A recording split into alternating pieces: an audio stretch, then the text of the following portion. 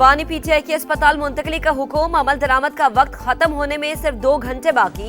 वजीर आजम से वफाकी वजीर दाखिला मोहसिन नकवी की मुलाकात, मामले पर तबादला ख्याल। वफाकी पुलिस अलर्ट, आईजी समेत आला अफसरान की शिफा अस्पताल आमद, सिक्योरिटी पर ब्रीफिंग। बानी पीटीआई के मेडिकल बोर्ड के 2 अरकान अडियाला जेल पहुंच गए।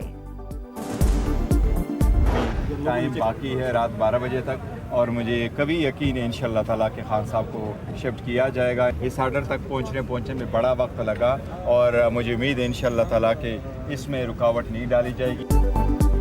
उम्मीद है बानी को अस्पताल मुंतकिल कर दिया जाएगा। यहां तक पहुंचने में बड़ा वक्त लगा, तवक्को है हुकूमत रुकावट नहीं डालेगी। चेयरमैन तहरीक इंसाफ बैरिस्टर गौहर की पार्लियामेंट हाउस के बाहर गुफ्तगू। सेनेट में अपोजिशन लीडर राजा नासिर अब्बास का सुप्रीम कोर्ट के हुक्म पर अमल दरामद का मुतालबा। कहा मुल्क में इस वक्त सियासी मुफाहमत की जरूरत है, डरे मत, आपकी हुकूमत नहीं गिराएंगे। सुप्रीम कोर्ट के फैसले पे अमल दरामद के हवाले से आज भी हम कायम हैं। जो रुजू किया गया है सुप्रीम कोर्ट ऑफ पाकिस्तान से वो सिर्फ इतना है कि क्या ये फैसला सिर्फ एक कैदी के लिए है। अगर वो सहूलियात जो इमरान खान साहब को चाहिए अगर वो गवर्नमेंट हॉस्पिटल में नहीं है तो गवर्नमेंट पाबंद है इस बात की कि उन्हें शिफा भेजें या बैरून मुल्क जाना है, वो भी फैसला हो सकता है। सुप्रीम कोर्ट के फैसले पर मिनोआन अमल होगा। बानी पीटीआई इलाज के लिए बैरून मुल्क जाना चाहे तो भी ताउन करेंगे, हुकूमत की पेशकश। सेनेट में इजहार ख्याल करते हुए वजीर बराए पार्लिमानी उमूर तारिक फजल चौधरी ने कहा अदालतों से सजा याफ्ता अफराद को रिलीफ भी कानूनी तरीक़ाकार से ही मिल सकता है। नजरसानी दरख्वास्त का मकसद रुकावट डालना नहीं, अदालत से राय मांगी गई है। ये वजाहत चाहिए कि फैसला सिर्फ एक कैदी के लिए या सबके लिए।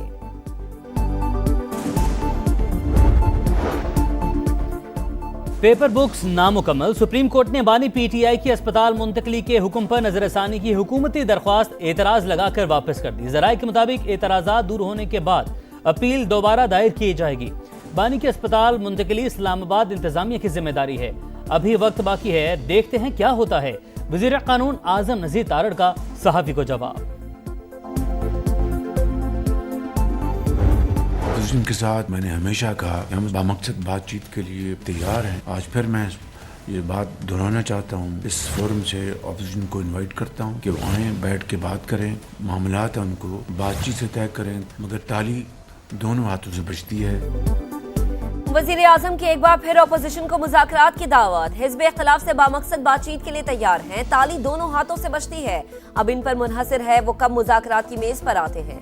शहबाज शरीफ का वफाकी काबीना के इजलास से खिताब, कहा हमने हमेशा मुकालमे को तरजीह दी, देखते हैं अपोजिशन मुल्क की बेहतरी के लिए कितनी संजीदा है।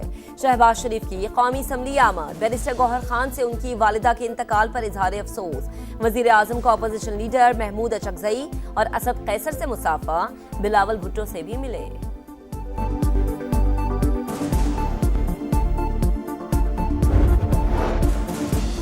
वज़ीर आज़म की जानिब से मुज़ाकरात की पेशकश अहसन इक़दाम, बातचीत से ही मसाइल का हल निकाला जा सकता है। चेयरमैन तहरीक इंसाफ बैरिस्टर गौहर का रद्द-ए-अमल, कहा मुल्क गैर यकीनी सूरत हाल से दो चार है, बेहतरी के लिए इक़दाम करना होंगे।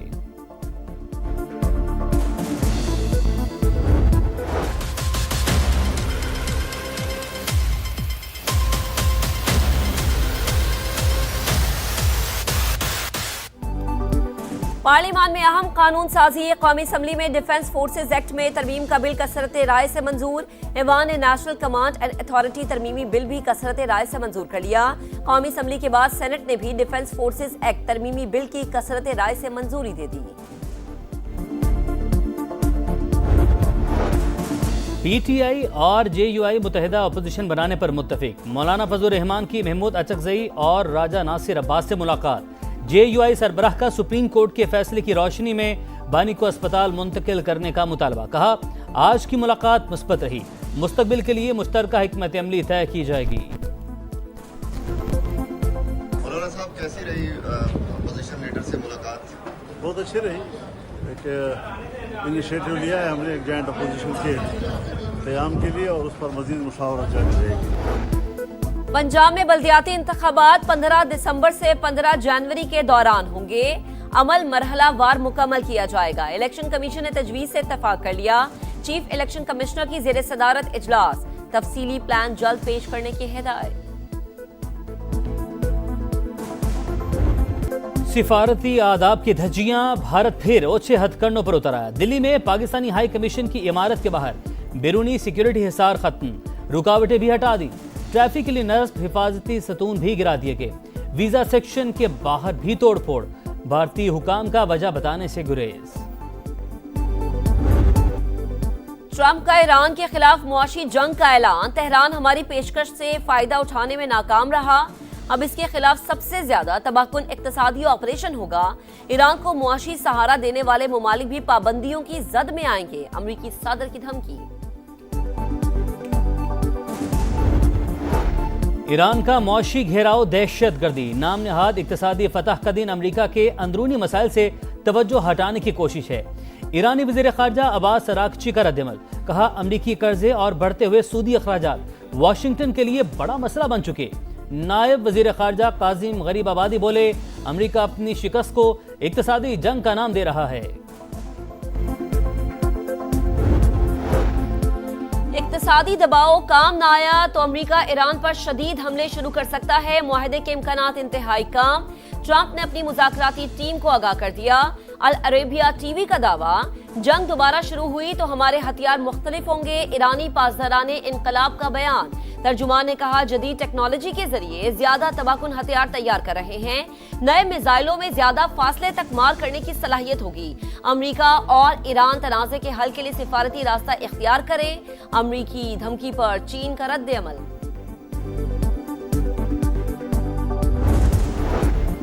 पेट्रोलियम लेवी नामंजूर, मुल्क भर में जमात इस्लामी के धरने का 5वां रोज। हाफिज नईमुर रहमान का 12 रबीउल अव्वल के बाद मुल्क भर में शटर डाउन की कॉल देने का ऐलान।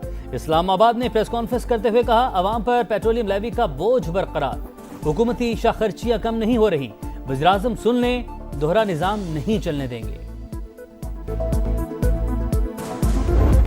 बिहार को बड़ी वाज़ेह हदायत दी है कि ये जो अब हमने एक मनसूबाबंदी की है, जो कि ताजर हजरात उसके ऊपर पूरी तरह मुतफिक हैं, अब उसमें अगर किसी ने उनको तंग करने की बेजा कोशिश की पर वो तैयार हैं सख्त कड़ी सज़ा के लिए। ताजिरों को गैर जरूरी तौर पर तंग किया तो सजा के लिए तैयार रहें, वजीर आजम के FBI को सख्त अल्फाज में वार्निंग, कहा ताजिर बिरादरी के लिए एक अच्छी स्कीम लाई गई, मुल्की मईशत में आहिस्ता आहिस्ता बेहतरी आ रही है, डीजल की कीमत में कमी खुशाइंद करार। मीर रजा कत्ल केस, विफाकी हसास इदारे ने तहकीकात का बाकायदा आगाज कर दिया। तफ्तीशी टीम से CCTV footages, smart watch, mobile phone record, forensic की तफसीलात तलब। मकतूल के नए वॉइस नोट भी मंजर आम पर आ गए। हैदराबाद से 900 अफराद की दावत का ऑर्डर मिलने का तस्करा, वालिद का नए वॉइस नोट्स की तहकीकात का मुतालबा।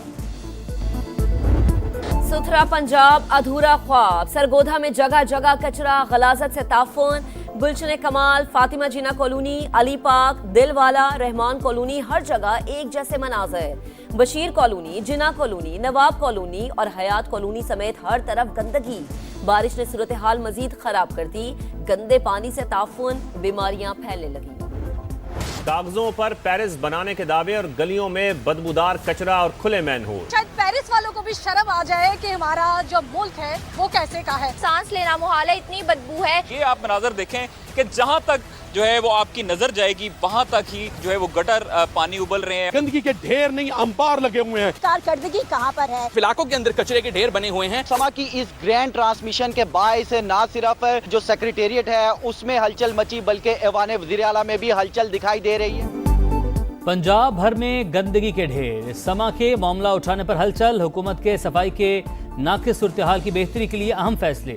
बुरी कारकर्दगी पर MD सुथरा पंजाब को 3 साल पोस्टिंग नहीं मिलेगी। सुथरा पंजाब वर्कर्स की गैर हाजिरी की शिकायत भी दुरुस्त निकली। दफातर में बैठने की बजाय बाहर निकलें वरना नौकरी खत्म, अफसरान को आखिरी वार्निंग।